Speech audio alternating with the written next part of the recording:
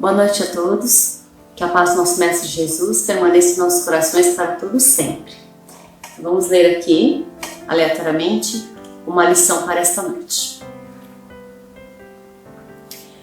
Cuide bem de seu corpo, dando-lhe alimentação sadia e frugal.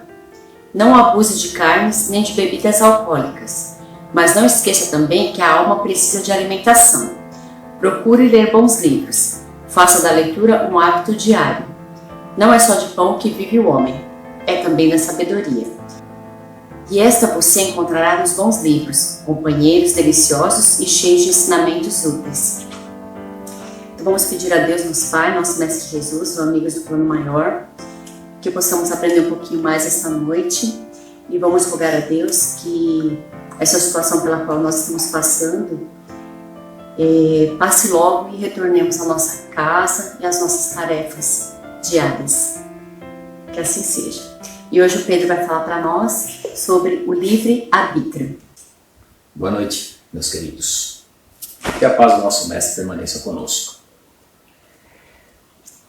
Bem, hoje nós vamos falar sobre o livre-arbítrio.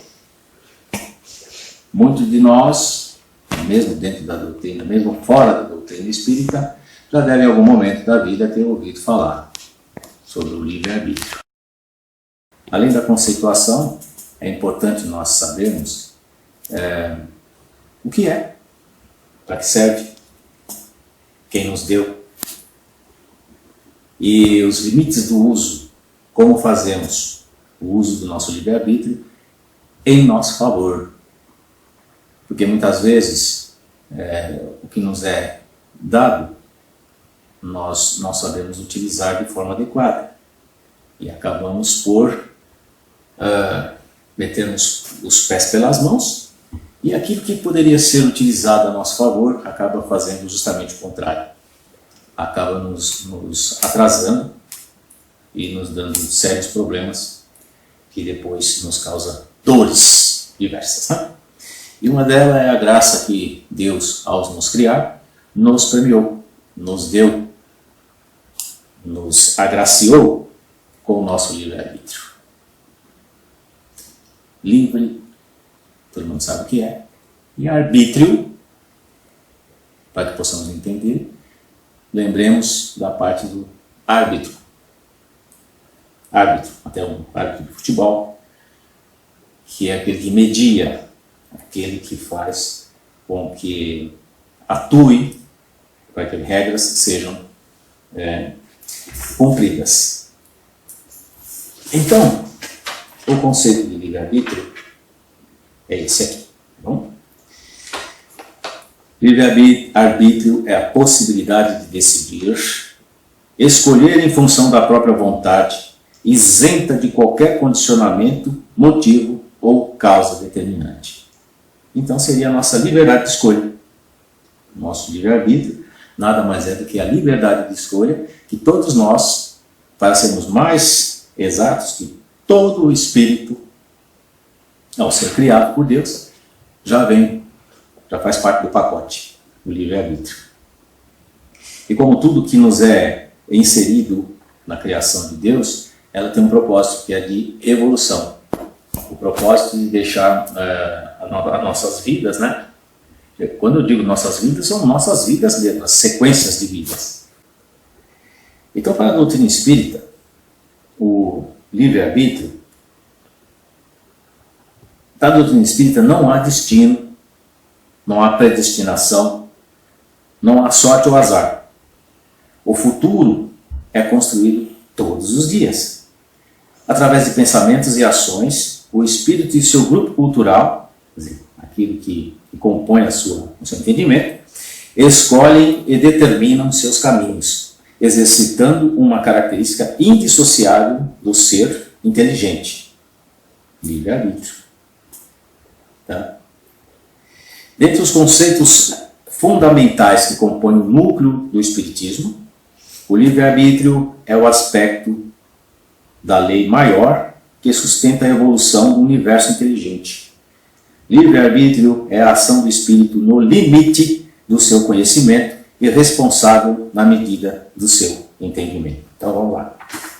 Até aqui, conceitualmente, acho que já deu para ter uma ideia do que é livre-arbítrio. E até por essa ideia básica, muitas pessoas se perdem nisso. Acham que livre-arbítrio é a condição que nós temos de fazermos o que quisermos. Você, mesmo aquele que acha que pode fazer tudo, porque eu tenho livre-arbítrio, na verdade nós somos restritos a um determinado campo de ação, que o nosso livre-arbítrio vai até ali. Por exemplo, aqui na nossa vida terrena, leis e regras são criadas para limitar as nossas ações e, portanto, limitar o nosso livre-arbítrio. Eu posso, por exemplo, transgredir uma lei usando do meu livre-arbítrio. Só que, como diz aqui, a imediata consequência, dos meus atos faz com que, muito possivelmente, eu queira, na verdade, mas não possa. Eu não posso, por exemplo, em atendimento a uma lei moral de bons costumes, sair desnudado pela rua, por exemplo. Posso, mas devo? Não, porque sofrerei sanções da sociedade e serei inserido em algum artigo aí de atentado forte ao pudor. Só um exemplo. Eu posso ir no mercadinho e me apossar de um pacote de biscoito. Meu livre-arbítrio. Mas devo? Existem limitações morais. Então, pela moral cristã, não devo, porque isso constitui um crime contra as leis de Deus. E na nossa sociedade, isso constitui um crime contra a sociedade. Um crime passivo de punição, entre elas a prisão, que é furto. Então, o termo livre-arbítrio ele tem o seu limite. E, infelizmente, dentro daquilo que nós podemos fazer sem sofrer uma sanção social, fazemos. Um exemplo. Você parte para fazer um crime moral, seja em qual for. Sei lá. Adultério, bigamia, enfim. Não existe uma lei social, existia antigamente, mas agora caiu em desuso, que te puna em relação a isso. Sofre apenas a lei, a sanção moral. Nós sabemos, como cristãos, que isso não é permitido dentro da moral cristã, dentro dos ensinamentos de Jesus. Então, por que cometemos? Por que fazemos? É aí que surge o livre-arbítrio. Ele pode nos induzir, inclusive, a cometer erros. Esse é um deles. Quer dizer, nós calculamos qual é a pena máxima que eu vou sofrer em relação a isso. Isso é uma unidade pensante que começa. Acho que eu vou fazer. Qual é a pena máxima? Não vou ser preso mesmo. No máximo vai acontecer tal coisa. Se você não tem a moral alicerçada, você vai e faz. Porque não vai te acontecer nada que vai infligir uma dor física ou restrição da sua liberdade, prisão, por exemplo. Então você vai e faz. Isso é só um exemplo do que nós possamos. A má utilização do nosso livre-arbítrio. E tem o que acha que pode tudo, faz tudo. Eu vou mesmo, eu sou livre, eu posso fazer o que eu quiser. Nós não podemos fazer o que quiser. Se nos falta a compreensão moral, tem a limitação, inclusive física. Nós não podemos voar, embora tenhamos vontade. Todo mundo gostaria de voar, deve ser tão legal voar. Então, mas você pode voar? Então, seu livre-arbítrio já era. Tenta, você pode voar por alguns segundos. Se você subir no alto de um edifício e se jogar, você vai voar por alguns segundos. Qual é a consequência imediata? Perda da vida. Então, muita gente argumenta dessa forma. Eu faço o que eu quero. ninguém manda em mim, eu tenho meu livre-arbítrio. Você ouve isso muito na boca de pessoas que acabam de descobrir a palavra e seu significado e acham que tem esse poder. Nós temos, como eu disse, pela graça de Deus, a possibilidade de escolha. Quer ver? Tem aqui, que diz Santo Agostinho. Não, antes de São Agostinho, tem mais um trecho do texto aqui. O espírito que reencarna se submete a algumas condições pelo fato de estar na Terra, que também afetam o exercício do seu livre-arbítrio. A alimentação, o sono, o envelhecimento, as limitações do físico, da visão, da audição, as formas de comunicação, as condições do meio ambiente, etc. E o mais recente limitador do nosso livre-arbítrio é o nosso recém-chegado ao planeta, o vírus chinês. Ah, você tem livre-arbítrio mesmo, né? E a imposição que estão nos colocando? Limitou o livre-arbítrio de todo mundo. Seja por obediência cívica ou medo. Então o medo, ele limita o nosso livre-arbítrio. As imposições legais limitam o nosso livre-arbítrio. As imposições físicas limitam o nosso livre-arbítrio. Então, quando você é jovem, você consegue executar algumas tarefas físicas que, com o chegar da idade, você não consegue mais. Então, você vai querer e não vai poder. Então... O pessoal falou que o áudio está baixo. Tem que falar mais alto. Então, o seu livre-arbítrio... Silvana. Ele é limitado. Talvez seja também a limitação à audição. Acabei de falar, a audição de algumas pessoas também pode estar comprometida. Estou brincando. Não custa nada falar um pouco mais alto. Vê aí quem achou que está baixo. A Silvana falou que está baixo. Mas melhorou? Ela poderia... A Silvana responde para nós aqui embaixo se melhorou o áudio. Bem, então, dizia eu, as condições que são alheias à nossa vontade nos limitam. Você, por exemplo, é um corredor, um atleta qualquer, e sempre executou as tarefas com a maior facilidade. Acontece um imprevisto, um problema na sua vida, você perde a mobilidade, pronto. Aquela liberdade, aquele seu livre-arbítrio de fazer aquele tipo de coisa, cessou-se. Como eu dizia, Santo Agostinho diz o seguinte, muito bem colocado, claro, óbvio, vindo do Espírito que é, o livre-arbítrio é a possibilidade de escolher entre o bem e o mal, enquanto que a liberdade é o bom uso do livre-arbítrio. Pronto, olha que beleza. Tem gente que pensa que o livre-arbítrio te dá o direito, te dá a liberdade de fazer qualquer coisa. E ele deixou bem colocado isso daqui. O livre-arbítrio é a possibilidade de escolher entre o bem e o mal, enquanto que a liberdade é o bom uso do livre-arbítrio. O que ele quis dizer com isso? Se você utilizar de forma errada o mau uso do livre-arbítrio, pode comprometer a sua liberdade. Claro, né? Muito claro, muito conciso e muito diferenciador. Então você tem o livre-arbítrio, mas cuidado, você usando ele errado, você perde a sua liberdade. Muito bem.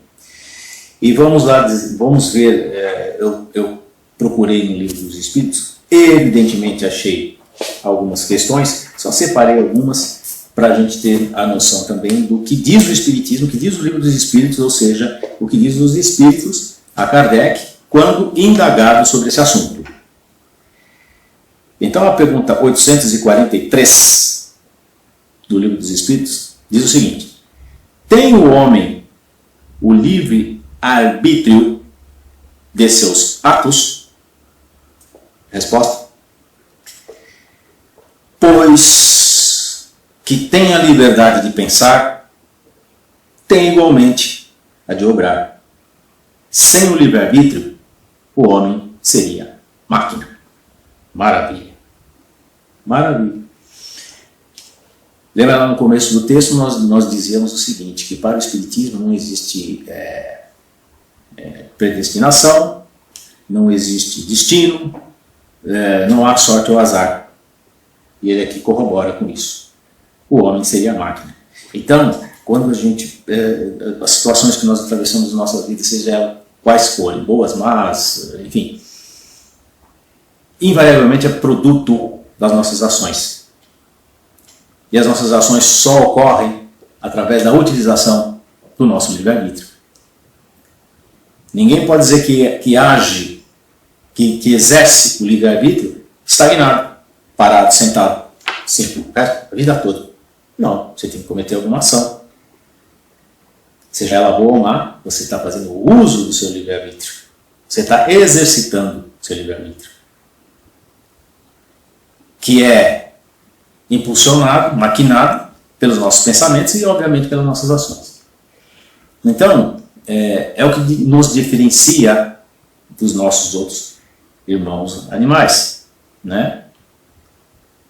Que é a inteligência, que é o pensamento, que é formatar alguma coisa e colocar em execução essa coisa. Então, eu posso até antecipar o uso do meu livre-arbítrio por uma coisa chamada planejamento. Então eu posso planejar o dia de amanhã, se não for interrompido pela morte inesperada. É o que nós fazemos. Quando montamos a nossa agenda, seja ela a agenda de trabalho ou de atividades pessoais, nós estamos antecipando o nosso livre-arbítrio. Nós estamos pré-julgando o nosso livre-arbítrio.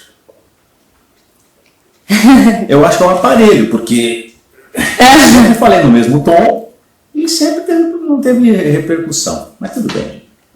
Que a gente mudou o lugar também. Não, será que é isso? Estava numa caixa acústica. Pessoal, eu mudei um pouquinho de lugar porque todo mundo só me vê naquele canto, vão pensar que eu estou grudado ali, né? Com uma cola. Mas vamos lá. Então a 843 está bem respondida, penso eu. Está bem entendida a resposta. Então a resposta é sim, óbvio. Tem o homem o livre-arbítrio dos seus atos? Claro. Aliás, em qualquer circunstância, quem é responsável sempre pelos nossos atos somos nós. Pelos nossos pensamentos, obviamente pelas nossas ações, pelos nossos modos de ser, somos nós. É claro que não existe uma pessoa igual a outra no mundo inteiro, como eu já disse uma vez, seja fisicamente e seja também no modo de agir. Pode ser semelhante, mas igual, exatamente igual, não tem. Nós trazemos, através do processo sucessivo de reencarnação, pensamentos e convicções que são enraizadas, que ficam gravadas no nosso espírito, fazendo com que tenhamos um norte de ação que hoje, nessa vida, é chamada de personalidade ou caráter. Ele não é formado, as pessoas falam assim, a formação do caráter dele ou a formação da educação dele, ele não poderia ter tido esse tipo de ação. Nós temos que contar, nós temos que lembrar uma coisa, nós somos espíritos, quem sabe até milenares, e que essas ações repetidas, que impregnam no nosso espírito, tal qual um tártaro faz com os dentes, né? A repetição, e ali fica alguma coisa que é difícil de você modificar. Daí a pluralidade de personalidades diante de um mesmo ato, diante de um mesmo fato, a ação ser diferente. Então todos nós sabemos, precisamos nos melhorar, precisamos abandonar as nossas má tendências, os nossos vícios. Algumas pessoas conseguem com mais facilidade que as outras. Por quê? Porque naquele ponto específico, alguns de nós sofreu mais tempo aquele tipo de pensamento e isso fica mais tempo impregnado no nosso espírito e, consequentemente, fica mais difícil nós nos libertarmos de um eventual vício ou ou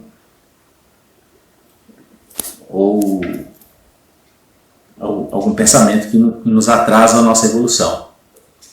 O contrário também. Você fala, olha, essa pessoa se converteu, se redimiu rapidamente, porque já tinha tendência anterior, para que, seja qual for a forma de entendimento dele, até acadêmico, né, a pessoa consiga absorver e desenvolver mais rapidamente. A 844 diz o seguinte: do livre-arbítrio goza o homem desde o seu nascimento? Bem, a dica já foi dada anteriormente, né? Eu falei desde a criação nossa. Mas Kardec quis saber, uma vez estabelecido que é livre-arbítrio, todos nós temos e tal, quando é que nós adquirimos o livre-arbítrio? Então ele pergunta, do livre-arbítrio goza o homem desde o seu nascimento? Ou então, para entender, goza o homem do livre-arbítrio desde o seu nascimento? A resposta é a seguinte: há liberdade de agir desde que haja vontade de fazê-lo. Nas primeiras fases da vida, quase nula é a liberdade, que se desenvolve e muda de objeto com o desenvolvimento das faculdades. Isso é fato. Que eu lembro que a minha mãe falava, né? Criança não tem querer. E é a pura verdade.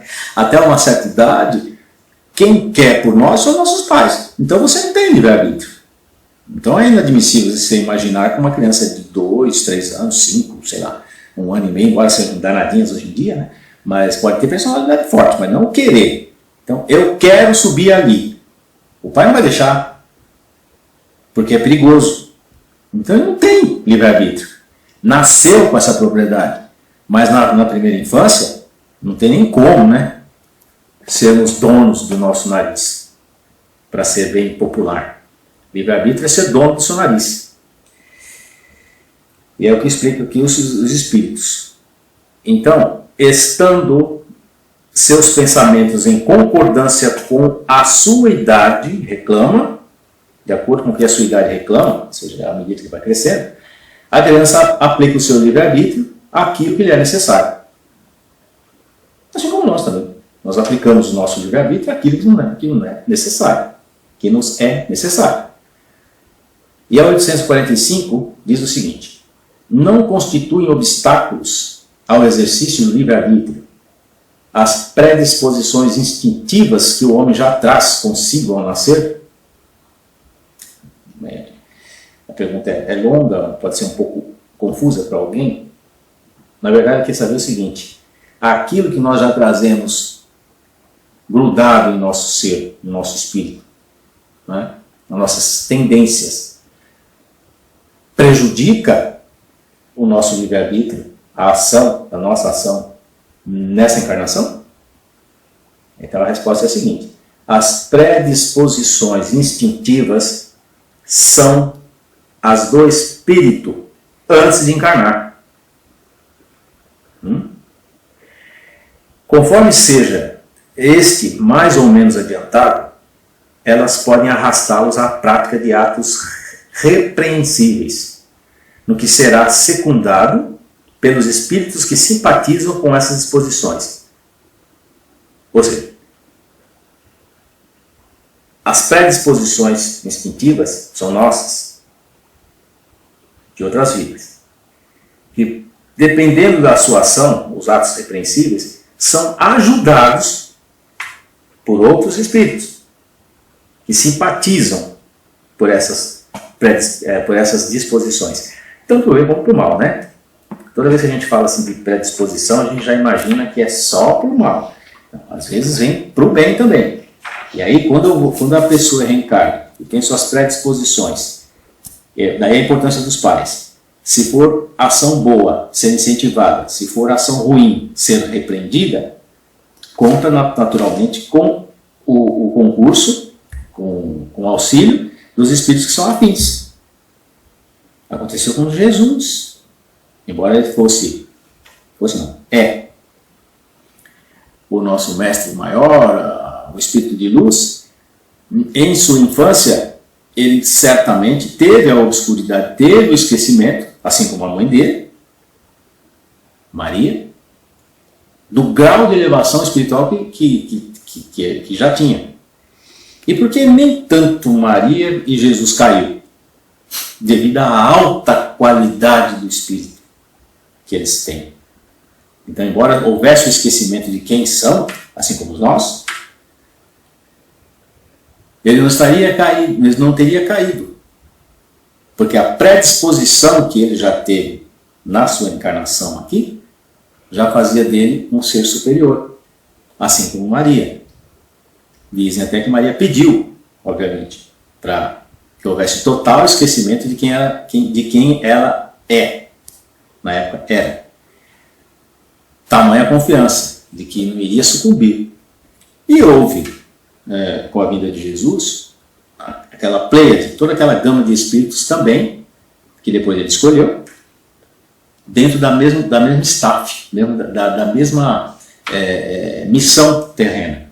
Não com o quilate de Jesus, mas que lhe serviriam de apóstolos para dar sustentação a 2000 e poucos anos da sua palavra.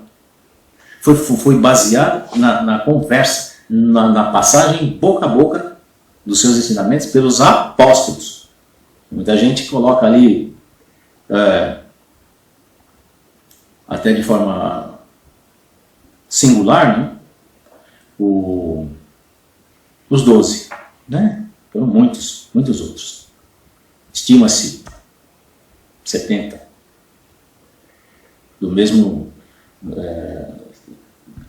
Da mesma safra dos 12 conhecidos na Bíblia.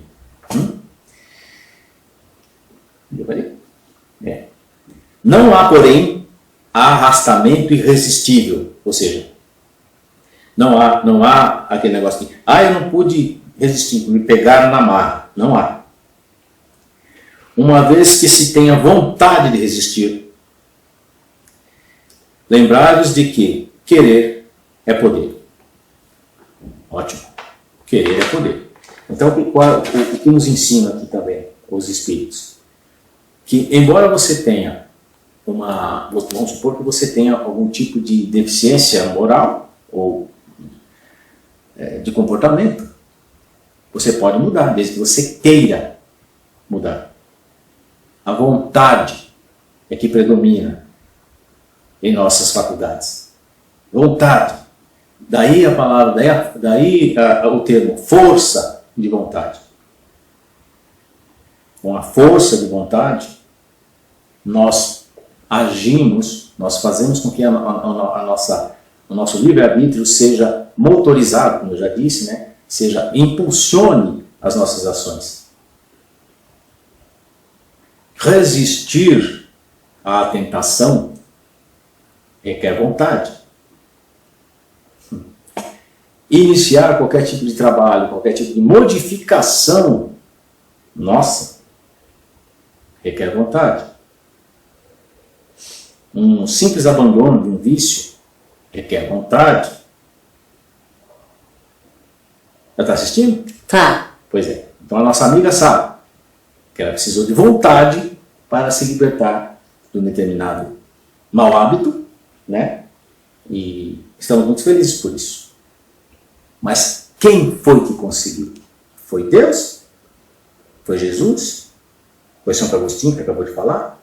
Não. Foi a força de vontade de um espírito, dela, no caso, que se conscientizando ou querendo abandonar o mau hábito, o fez. Mas se foi difícil, se demorou, aí já são circunstâncias daquilo que eu tinha falado anteriormente, daquilo que está enraizado em nós. Tem gente que consegue abandonar qualquer tipo de mazela da noite para o dia. E tem gente que sofre, morre tentando e não consegue. Ela diz que está feliz. Pois é, nós também estamos felizes.